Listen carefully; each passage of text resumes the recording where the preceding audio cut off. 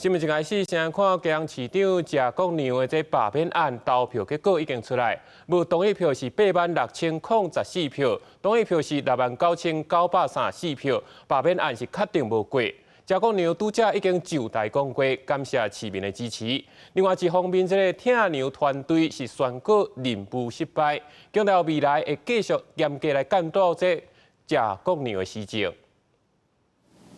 我们这一场选战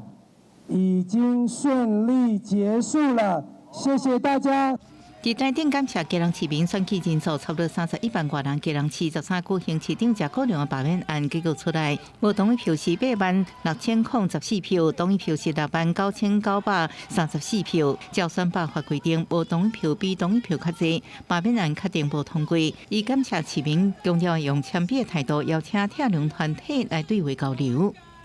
其实这一次的选举，他们并没有输，基隆的公民、基隆的市民更没有输，因为我们用民主投票的方式来完成了70几年来从来都未能完成的罢免投票。对罢免案无通过，挺龙定刑宣告任务失败，强调这场罢免应受7万人同意罢免，是史无前例，也强调未来会继续监督谢国良的施政。今天我们拿到的罢免票是有7万票，这代表我们的心声一路以来都有被我们的基隆市民所听见。请